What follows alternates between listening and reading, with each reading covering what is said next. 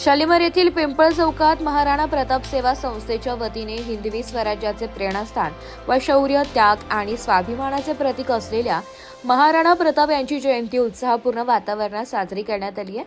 यावेळी महाराणा प्रताप सेवा संस्थेचे संस्थापक अध्यक्ष बाबुलू सिंह परदेशी, नाशिक महानगर अध्यक्ष संग्राम राठोड, जयंती अध्यक्ष सुनील पवार, सचिव निलेश तुरे, संपर्क प्रमुख गजराज देवतवाल, संघटक लक्ष्मण सिंह परदेशी, खजिनदार मिथुन परदेशी यांच्यासह संस्थेचे सर्व पदाधिकारी, कार्यकर्ते आणि जयंती समितीचे सदस्य मोठ्या संख्येने उपस्थित होते।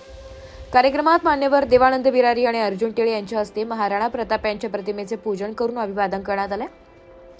यावेळी उपस्थितांनी महाराणा प्रताप यांचे पराक्रम, राष्ट्रनिष्ठा आणि स्वाभिमानाच्या विचारांचे स्मरण करत त्यांच्या कार्याला अभिवादन केले। कार्यक्रमाचे आयोजन शिस्तबद्ध व उत्साहपूर्ण वातावरणात करण्यात आले। उपस्थितांनी महाराणा प्रताप यांच्या आदर्शांचा समाजाने अंगीकार करून राष्ट्रसेवा व सामाजिक एकात्मतेसाठी कार्य करण्याचा संकल्प व्यक्त केला। नाशिक शहरामध्ये महाराणा प्रतापजी यांची जयंतीचा उत्सव जे बबलूसिंगजी परदेशी हे दरवर्षी सालाबादाप्रमाणे अतिशय आनंदात उत्साहात साजरे करत असतात। त्याच्यासोबत त्यांचे सर्व पदाधिकारी, संस्थेचे, समाजाचे, या सर्वांनी नाशिक शहरामध्ये अतिशय चांगला हा उपक्रम सुरू केलेला आहे। त्या निमित्तानं आपण बघत आहोत या मागील काळामध्ये पृथ्वीराजजी महाराणा प्रतापजी आणि संभाजी महाराज त्यांचे डोळे फोडून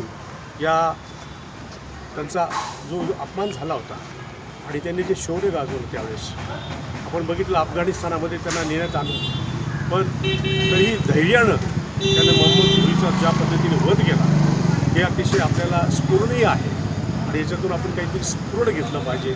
आपल्याला जी प्रेरणा याच्यातून मिळाली आहे ती प्रेरणा आपल्याला तशी टिकवायची आहे आणि आपलं हिंदुत्व मजबूत करण्याकरता ते आपण या निमित्तानं आपण या महाराजांना आपण या ठिकाणी वंदन करूया। महाराणा प्रताप की आता गुरु आमचे बबलूसिंग परदेशी ही जयंती साजरी करत असतात। अनेक वर्षापासून आम्ही बघितले की त्यांना मनापासून खरंच धन्यवाद दिले पाहिजे। ह्या ठिकाणी सगळ्या समाजाचे लोक, राजपूत समाजात नाही तर सगळ्या समाजातले लोक या कार्यक्रमासाठी हजर असतात। पण मला असं वाटतं का जे काही ह्या भारतामध्ये राजे होऊन गेलेले आहेत त्या राजामध्ये सगळ्यात महत्त्वाचं नाव घ्यायचं असेल तर महाराणा प्रतापांचं आपल्याला घ्यावं लागेल त्याच्यामध्ये, कारण त्या हळदी घाटीची लढाई असो कसं सगळ्या काय अनेक लढाई त्यांनी लढलेल्या आहे। अशा वेळेस एक वेळ त्यांच्यावरती आली का स्वतःचं काहीच राहिलं नाही, जंगलामध्ये राहिलं, जंगलामध्ये राहून घास खाऊन त्या राजाने पण आपलं एक राज्य मिळवलेलं आहे। असा एक राजा म्हणजे महाराणा प्रतापजी। आज त्यांना मनापासून सगळ्यांनी मिळून सगळ्यांनी वंदन केलेलं आहे। भविष्यामध्ये मला असं वाटतं आज जयंतीनिमित्त त्यांच्यातला एक जरी गुण आपल्या ह्या सगळ्यांमध्ये आला तर मला असं वाटतं की आपण सगळे धन्य होतो।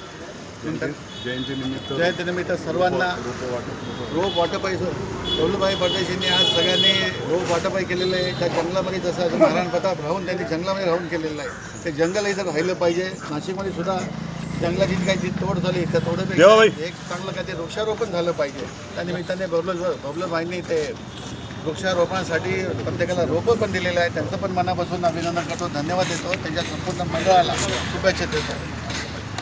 ब्युरो रिपोर्ट, नाशिक लोकशाही न्यूज।